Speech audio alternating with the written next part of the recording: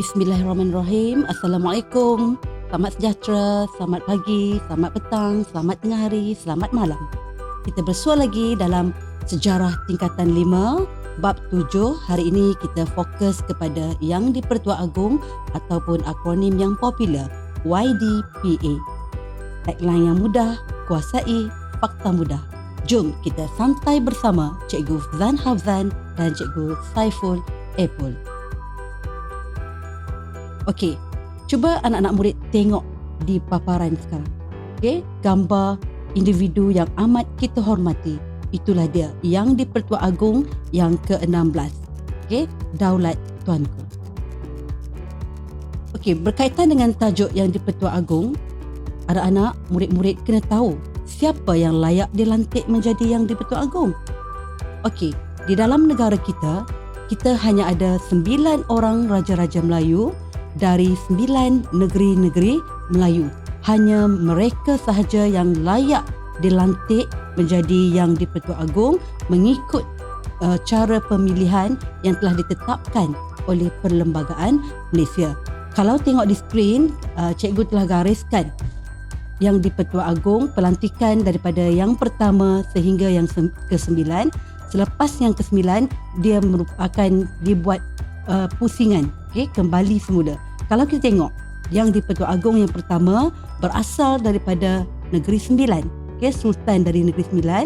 Kemudian yang kedua dari Negeri Selangor, yang ketiga dari Negeri Perlis, yang keempat dari Terengganu, yang kelima dari Kedah, yang keenam dari Kelantan, yang ketujuh dari Negeri Pahang, yang ke-8 dari Negeri Johor dan yang ke-9 dari Negeri Perak. Yang ke-10 dia akan berulang balik mengikut putaran yang telah ditetapkan. Okey, itulah yang dikatakan demokrasi dalam sistem pemilihan Raja-Raja Melayu menjadi Yang di-Pertuan Agong. Okey, kalau murid-murid tengok bagi Negeri Pahang, YDPA yang ke-7, cikgu tandakan star kerana sekarang ini Agong kita berasal dari Negeri Pahang menjadi Yang di-Pertua Agong yang ke-16. Okey, bagaimana Yang di-Pertua Agong dilantik? Tadi kita dah sedia maklum bahawa Yang di-Pertua Agong dilantik daripada 9 orang raja-raja Melayu secara bergilir-gilir. Secara bergilir-gilir mengikut peruntukan dalam Perlembagaan Malaysia. Tidak boleh main ikut suka hati.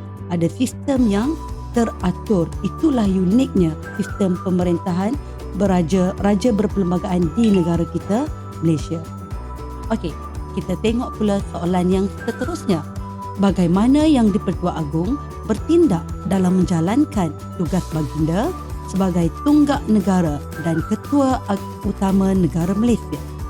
Secara umumnya, ada 2 punca kuasa yang perlu dipatuhi, iaitu melalui Perlembagaan Malaysia yang merupakan dokumen rasmi negara kita, dan yang kedua berdasarkan nasihat Perdana Menteri. Jadi itulah punca kuasa perlantikan Yang di-Pertua Agong dan macam mana Agong melaksanakan tugas dalam negara kita. Seterusnya, satu soalan yang biasa ditanya, mengapa Yang di-Pertua Agong diangkat sebagai simbol keutuhan dan perpaduan negara? Apa pentingnya kita memiliki Yang di-Pertua Agong? Jawapan yang mudah. Cikgu dah tolong bantu anak-anak murid dengan mewarnakan fakta-fakta dengan warna merah. Nanti anak murid boleh salin dan bolehlah buat dalam peta iting ataupun apa-apa infografik yang boleh memudahkan pemahaman anak-anak murid. Yang pertama, mengapa Yang di-Pertua Agong diangkat sebagai simbol keutuhan dan perpaduan negara? Kerana baginda merupakan ketua negara Malaysia. Ketua negara Malaysia. Kemudian sebagai rakyat, kita perlu setia dan taat kepada Yang di-Pertua Agong sebagaimana yang kita ikrarkan dalam prinsip rukun negara yang kedua, kesetiaan kepada raja dan negara. Yang di-Pertua Agong juga merupakan ketua angkatan bersenjata bagi negara kita. Dan yang keempat, kedudukan Raja-Raja Melayu diiktiraf dalam mencapai kemerdekaan negara yang mana ada termaktub dalam Perlembagaan Persekutuan Negara kita. Yang di-Pertua Agong juga diangkat sebagai simbol keutuhan dan perpaduan negara kerana baginda merupakan komponen dalam parlimen. Baginda mempunyai kuasa untuk memanggil dan juga membubarkan parlimen. Okey, selain daripada itu, yang di-Pertua Agong memelihara hak istimewa orang Melayu dan Bumiputera Sabah dan Sarawak.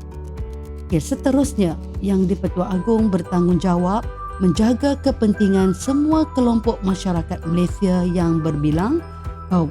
Okey, begitulah betapa besarnya peranan yang di-Pertua Agong sehingga baginda diangkat sebagai simbol keutuhan dan perpaduan rakyat negara kita. Seterusnya, kita tengok pula soalan yang lain. Apa tugas dan bidang kuasa yang di-Pertua Agong? Okey, yang cikgu paparkan kepada kamu ini kita rujuk kepada buku teks tingkatan 5. Tadi pun dalam perbincangan awal dah ada. Okey, cuma kita ulang saja untuk kita lebih memahami, untuk kita lebih ingat, untuk kita hafal fakta. Okey, tugas dan bidang kuasa yang di-Pertua Agong adalah ketua negara. Okey, baginda juga merupakan ketua badan perundangan, ketua kepada badan kehakiman dan ketua badan pemerintah. Okey, yang tadi cikgu dah maklum bahawa yang di-Pertua Agong berhak memanggil dan membubarkan parlimen. Selain daripada itu, baginda menjadi ketua Angkatan Tentera Bersenjata. Apa dia Angkatan Tentera Bersenjata? Okey, cikgu dah tuliskan di bawah. Kita ada ATM, Angkatan Tentera Malaysia, TUDM, TLDM dan juga PDRM. Okey. Dan peranan yang di-Pertua Agong juga merupakan ketua agama Islam bagi negeri baginda dan negeri-negeri yang tiada beraja. Okey, cikgu dah tolong anak-anak murid untuk mengetahui negeri-negeri yang tiada beraja termasuklah negeri Melaka, Pulau Pinang, Sabah dan Sarawak. Okey. Agong juga berperanan untuk mengisytiharkan undang-undang darurat atau kita kenali dengan nama Undang-Undang X. Baginda juga berperanan dalam melantik pengerusi SPR, Suruhanjaya Pilihan Raya, Suruhanjaya Perkhidmatan Awam dan mentauliahkan duta-duta Malaysia. Agong juga berperanan menjaga dan memelihara hak orang-orang Melayu dan Bumiputera Sabah dan Sarawak. Seterusnya, Agong mempunyai tanggungjawab untuk melantik Perdana Menteri. Okey, itu tadi sebahagian daripada tugas dan bidang kuasa yang di-Pertuan Agong. Okey, kalau tak dapat semua untuk anak-anak murid hafal, ingat bolehlah pilih mana yang mudah untuk kita mengingati fakta. Okey. Baiklah. Kita tengok soalan yang seterusnya. Tahukah anda keunikan institusi beraja di Malaysia menjadi perhatian dunia? Betapa hebatnya negara kita. Mengapa negara kita dipandang hebat yang dengan mempunyai keunikan institusi beraja? Okey, antara jawapan yang boleh dikemukakan nanti adalah kerana tidak semua negara ada dan masih mengamalkan sistem beraja. Ada setengah negara yang gagal mengekalkan sistem beraja, ataupun dengan bahasa yang lain, institusi beraja di negara berkenaan runtuh ataupun telah digulingkan. Okey. Seterusnya, keunikan institusi beraja di Malaysia kerana institusi beraja merupakan lambang kelangsungan warisan Kesultanan Melayu Melaka. Okey, jadi merupakan warisan yang telah lama, telah lama dan masih lagi utuh sehingga ke hari ini. Okey, selain daripada itu, keunikan yang juga dapat dilihat kerana sistem beraja lambang kedaulatan negara Malaysia dan juga lambang kemerdekaan negara kita yang diiktiraf oleh Barat. Okey. Keunikan institusi beraja juga dapat dilihat kerana institusi tersebut menjadi lambang rakyat bersatu di bawah payung diraja kerana semua rakyat hanya patuh kepada seorang yang di-Pertua Agong. Okay? Kemudian kita juga mempunyai institusi beraja yang diangkat sebagai lambang perpaduan rakyat Malaysia. Selain lambang perpaduan rakyat kita yang berbilang kaum, itulah uniknya institusi beraja di Malaysia yang menjadi perhatian dunia. Kita sebagai rakyat Malaysia perlu wajar rasa berbangga dan mengekalkan institusi beraja di negara kita. Baiklah, sekian dulu perbincangan untuk tajuk yang di-Pertua Agong.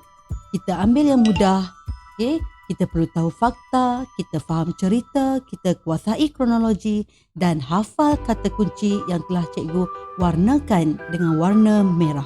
Moga apa yang dikongsikan memberi manfaat kepada anak-anak murid semua. Jangan lupa untuk subscribe dan ulang tonton video untuk lebih memahami. Okay? Selamat belajar. I love sejarah. We love sejarah. Sekian untuk hari ini. Kita jumpa lagi nanti. Assalamualaikum. Selamat sejahtera. Terima kasih semua.